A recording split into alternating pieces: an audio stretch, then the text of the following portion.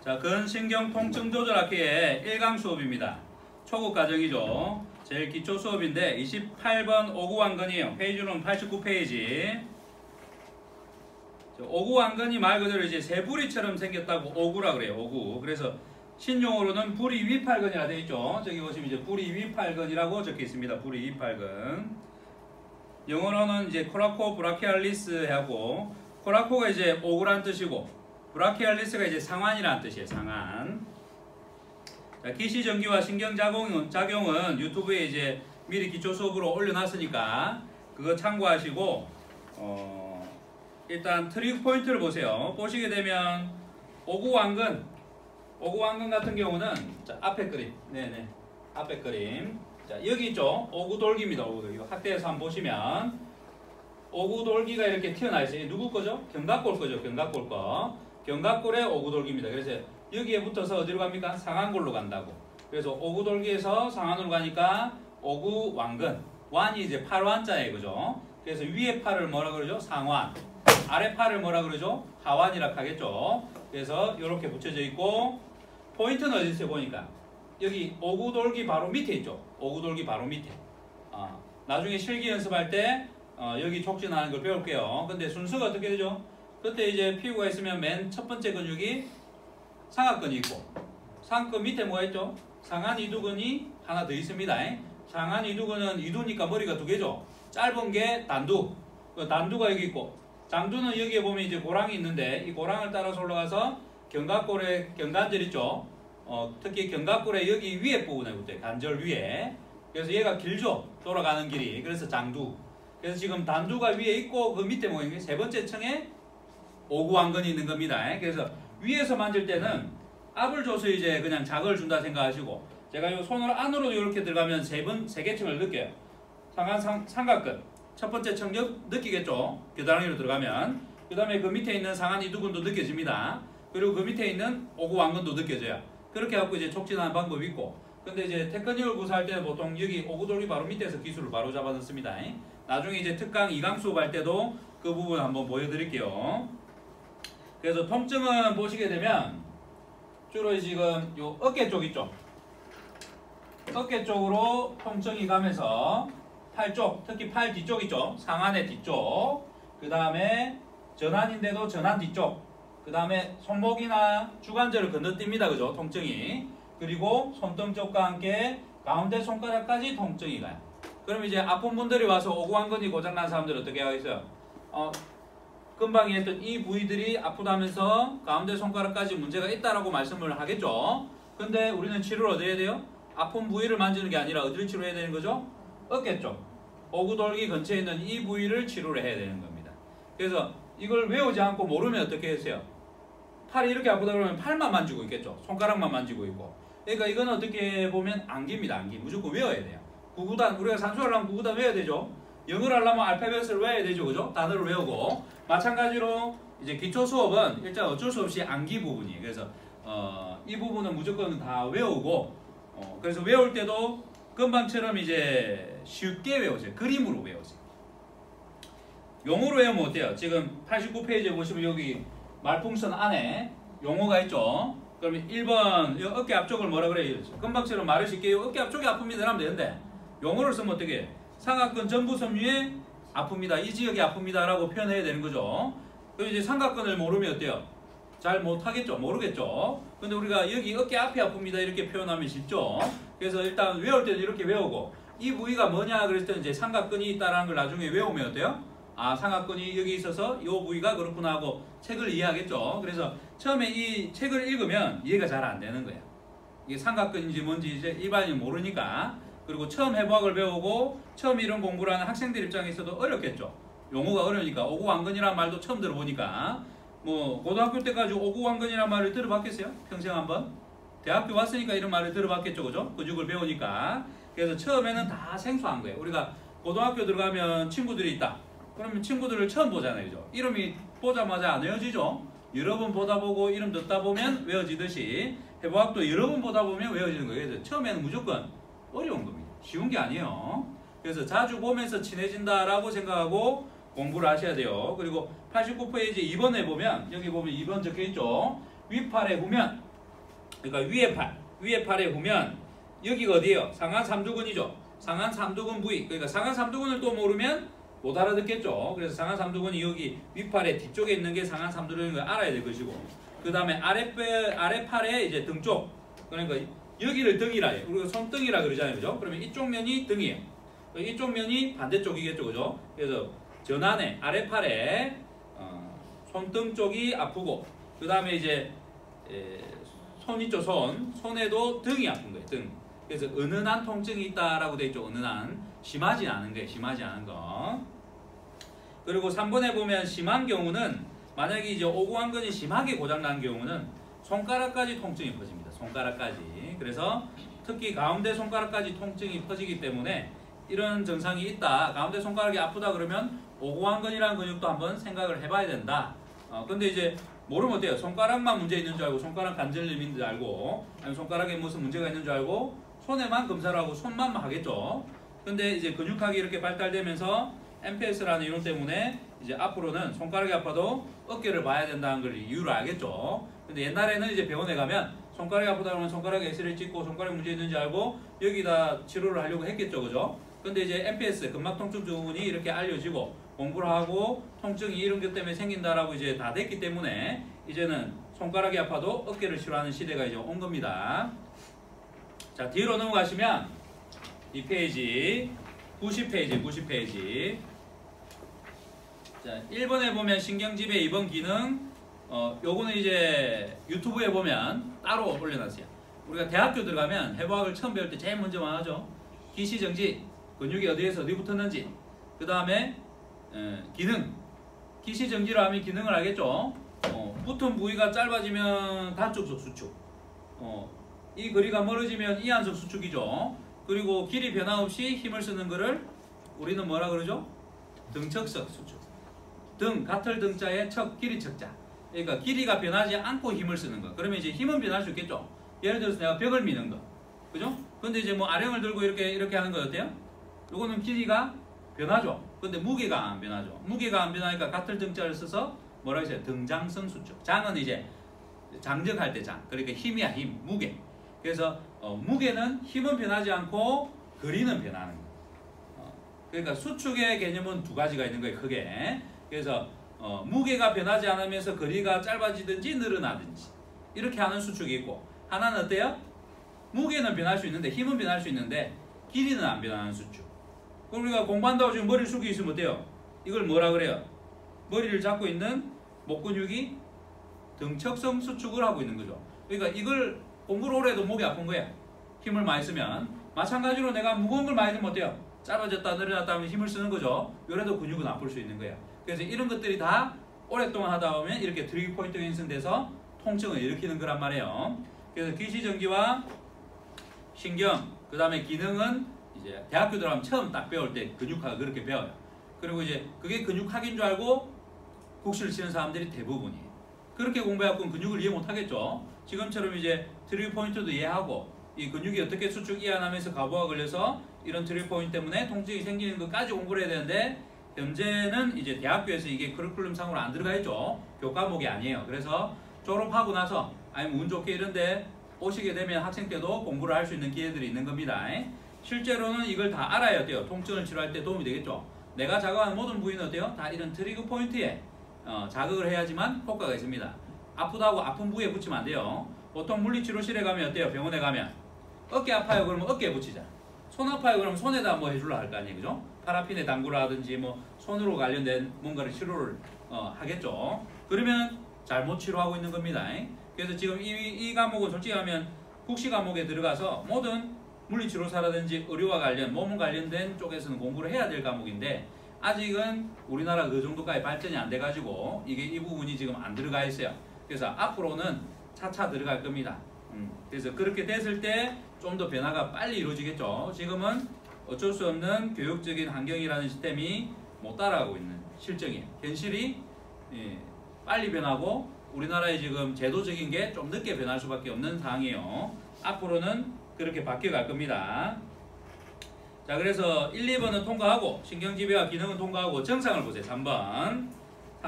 자, 학대학과 한번 보시면 책이 없는 분들은 이걸 참고하시고 웬만하면 이제 책이 있으면 보기가 더 좋겠죠. 그래서 책을 가지고 공부하는 게 좋습니다. 일단 3번 1번에 보면 상지통 돼 있죠. 상지통. 이 근육이 고장난 분들이 오구완근이 고장난 분들이 오시면 뭐라 그래요? 상지통이 있으면 이렇게는 안 하겠죠. 이거는 의학책이니까 그래 적어놓은 거고 팔이 아파요 그러겠죠. 위에 팔이 아파요 이런 말도 하고 그냥 팔이 아파요 그래요. 일반인은 위팔 아래팔 구분 안 합니다. 그냥 팔입니다. 우리는 공부할 때 위팔 아래팔 해서 전환 그러면 어때요? 앞전자죠 그죠? 밑팔이 아니라 뭐예요? 아래팔이 아니라 전자가 앞전자잖아. 앞팔이죠 앞팔.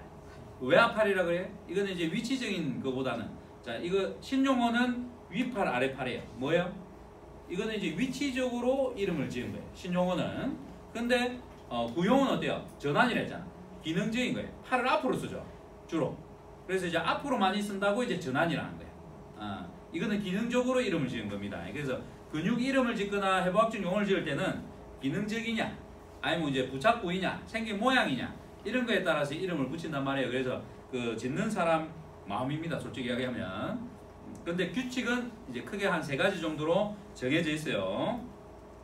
같은 건데도 금방처럼 어때요? 위치적으로 아래에 있으면 아래팔을 했다가 또 앞으로 쓴다고 전환했다가 이렇게 좀 다르죠. 같은 의미인데도. 그래서 그냥 이 명칭이라는 것은 서로의 약속이고 이해를 하기 위해서 이름 붙여놓은 거니까 너무 용어에 그렇게 집착은 안 하셔도 됩니다.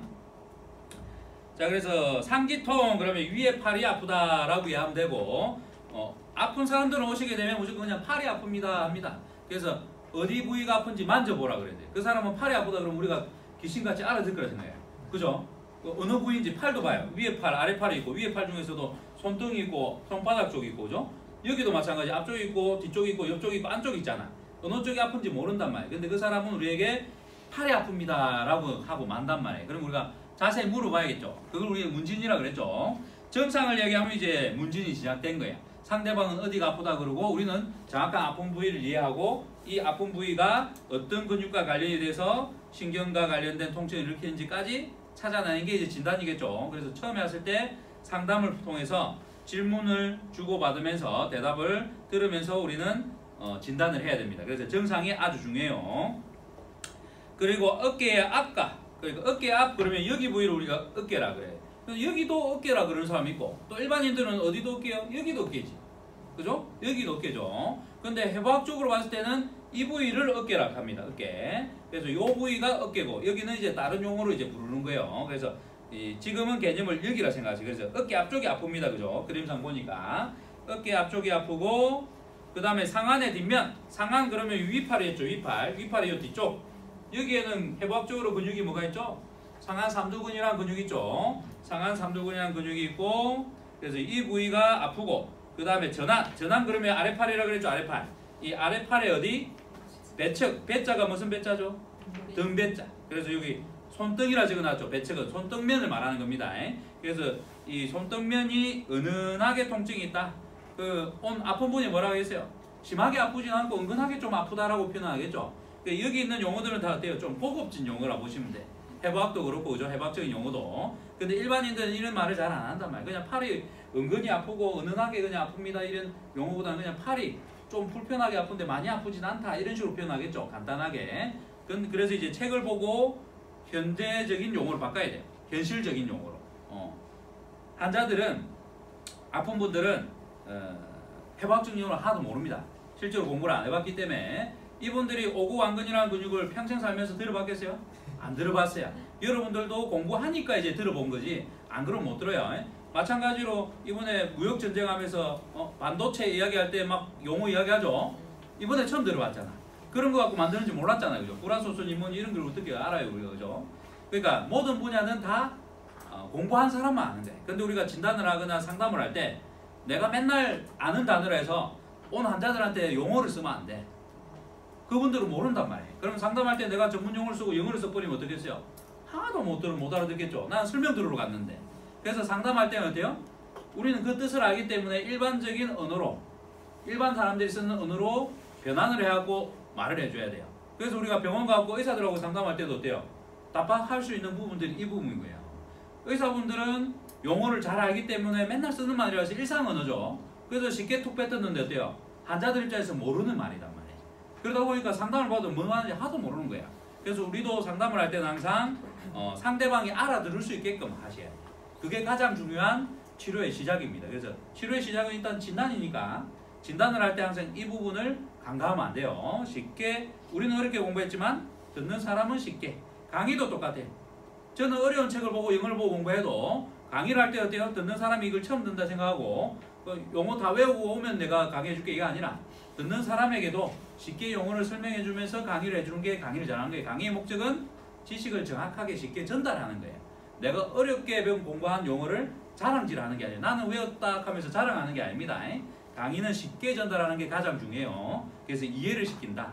그 부분이 중요합니다. 안 그러면 어때요? 단기회화 하면서 암기머리로 교육을 하겠죠.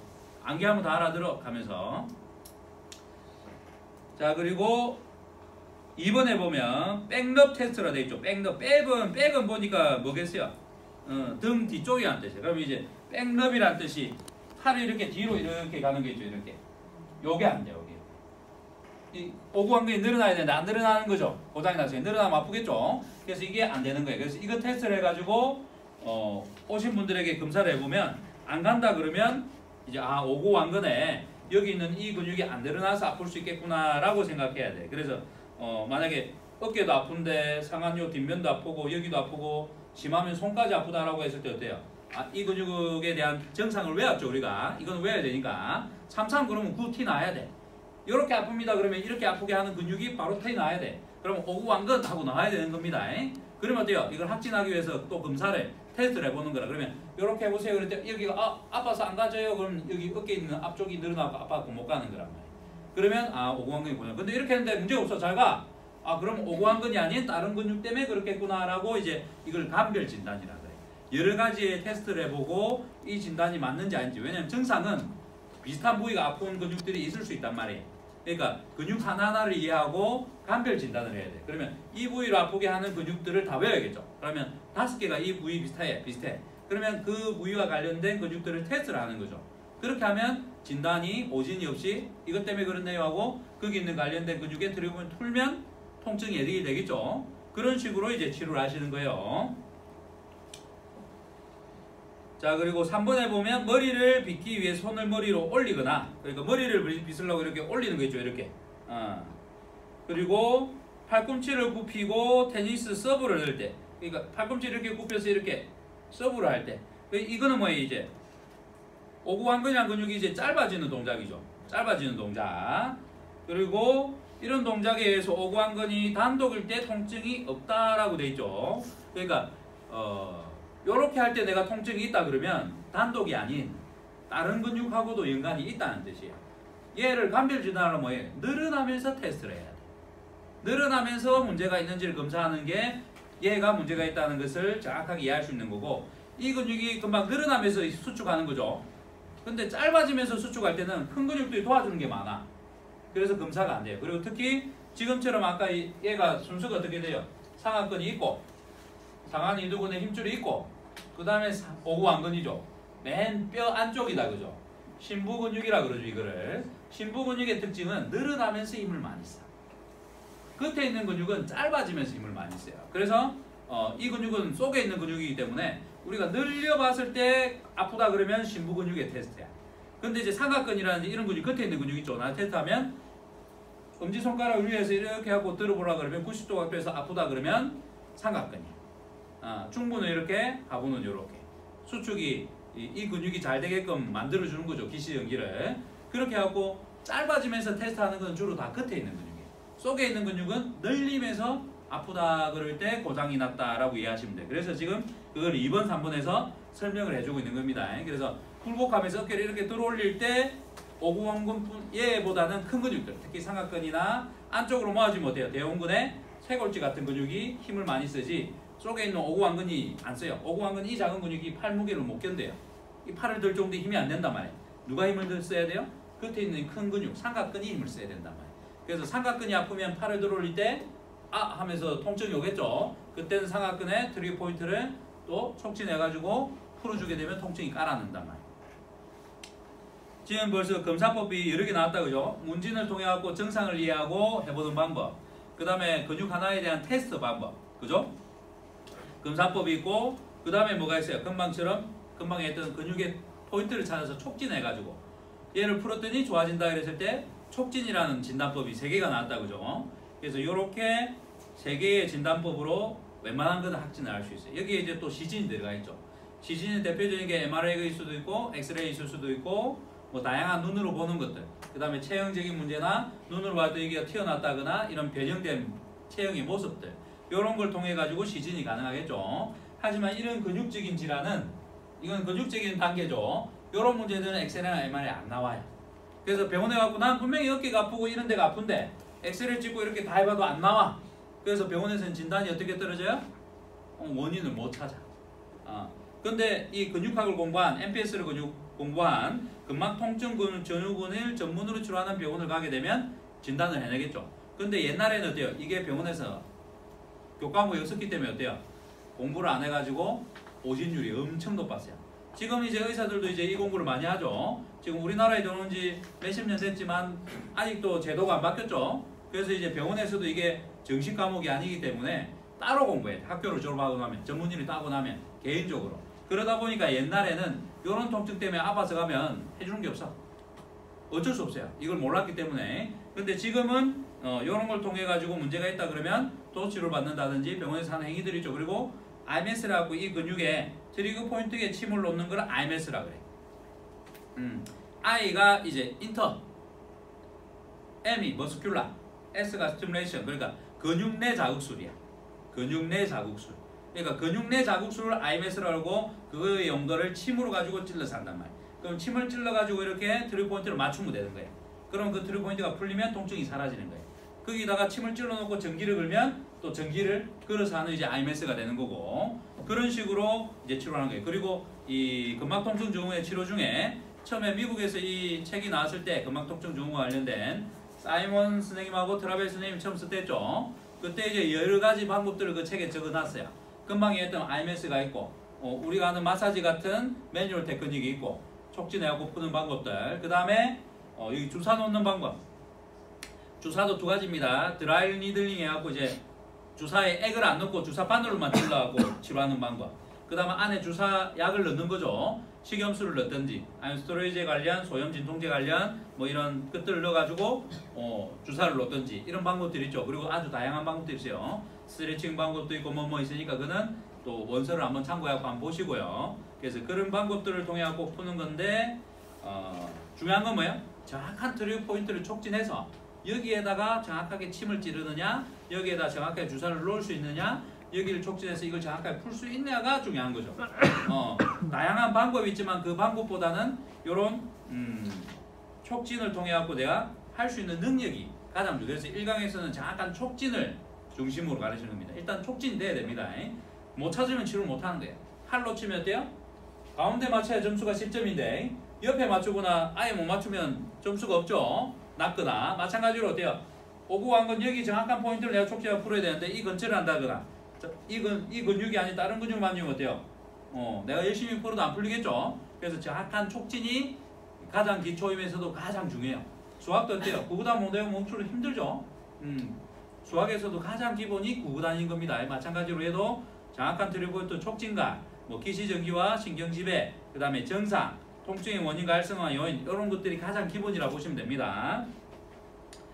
그리고 밑에 보시면 백럽 테스트라는 해갖고 돼 있죠. 아까 제가 설명을 한번 해드렸으니까 참고로 한번 더 읽어보시고 4번에 통증의 원인과 활성화 요인에 보면 단적적으로 손상을 받기보다는 2차적 손상을 받기가 쉽습니다. 그러니까 이 근육 혼자가 힘을 쓰다가 고장나기보다는 다른 근육들하고 동반돼갖고 2차적으로 고장나는 경우. 이제 큰 근육이 힘이 빠지면 이 작은 근육 속에 있는 근육이 힘을 그죠? 받아서 고장나겠죠. 그리고 주로 얘들은 우리가 이렇게 뒤에다가 이 애기를 엎는다든지 뒷짐을 졌을 때 오공간근이 늘어나면서 문제가 더 많이 돼요. 그래서 주로 뒤로 가는 근육이 힘을 쓰겠죠. 얘는 뭐예요? 기란근으로서 늘어나면서 힘을 쓰겠죠. 그러니까 1차적으로는 주동근이라는 근육이 있고 그 다음에 2차적으로 기란근인 얘가 늘어나면서 견제를 하다가 이완성으로 힘을 많이 쓰다가 고장나는 거야. 그러니까 나이 든 할머니들이 애기 업어주고 그러면 어때요? 이거 문제가 왔고 어깨가 아프면서 팔이 아프고 손가락도 어쩌고 하는 증상이 생길 수가 있어요. 그래서 뭐 노가다하는 곳에서도 뒤에다가 등짐지고 이렇게 지고 하는 사람들 있죠. 그런 사람들도 마찬가지. 뒤로 늘어나면서 힘을 쓸 때가 훨씬 더 많다. 빈도적으로. 아니면 앞으로 많이 들어 올렸는데 상악근도 고장나고 큰 끝에 있는 근육이 다 고장나서 이제 속에 있는 것까지 일을 도우다가 이 근육까지 가부가 걸린 경우도 있겠죠. 짧아지면서 일어나는 경우는 이런 경우에. 그래서 늘어나면서 고장나는 경우가 훨씬 더 많다는 것을 비율적으로 알아두셔야 됩니다. 2번에 보면 금방 얘기했죠. 아기를 뒤로 업고 있는 자세. 그래서 삼각근의 피로나 상하의 이두근의 피로와 함께 이완성 긴장과 함께 손상받기가 쉽다 돼 있죠. 처음에는 삼각근도 전부가 늘어날 끼고 상하의 이두근도 늘어나겠죠. 그죠? 얘들하고 같이 늘어나면 힘을 쓸 건데 근데 나중 되면 이 끝에 있는 큰 근육들의 피로가 어때요? 누적되면 속에 있는 근육이 훨씬 가부를 많이 받겠죠. 그리고 이완성으로 힘을 쓸 때는 이런 큰 근육보다는 속에 있는 작은 근육들이 기능을 많이 합니다. 속에 있는 작은 근육들이 주로 상하의 이두근이나 이 큰 근육 뭐 하겠어요? 무거운 거를 들어 올릴 때 힘을 쓰겠죠. 얘들이 팔이 이렇게 뒤로 갔대갖고 크게 잡을 게 없잖아. 솔직히 하면 이제 중력에 대항해서 뒤쪽에 있는 근육이 힘을 쓰고 있는 거지 여기 앞쪽에 있는 근육은 힘을 거의 안 써요. 얘들은 그냥 늘어나면서 마지막에 너무 가면 안 된다고 잡는 거지. 너무 가버리면 빠져버리니까 팔이 탈구가 일어날 수 있고 그래서 큰 힘을 안 쓴단 말이에요. 그래서 이런 큰 근육들이 힘을 많이 안 씁니다. 근데 이 근육들이 피곤하거나 안 좋을수록 또 오구완근에는 더 가부하를 걸 수 있단 말이에요. 그래서 항상 끝에부터 먼저 풀고 속을 푸는 습관을 가져주는 게 좋겠죠. 그래서 끝에 문제가 있다 그러면 끝에 문제를 풀고 끝에부터 속으라는 말은 뭐예요? 만약에 오구완근만 이렇게 하고 고장이 났어. 근데 상하 삼두근이나 상하 이두근이나 상하근이 고장이 안 난 경우는 어때요? 속을 풀 때 저절로 쑥 들어가겠죠. 그래서 끝에부터 풀라는 것은 문제가 있으면 풀라는 뜻이에요. 문제가 없으면 그냥 속으로 바로 들어가셔도 상관이 없어요.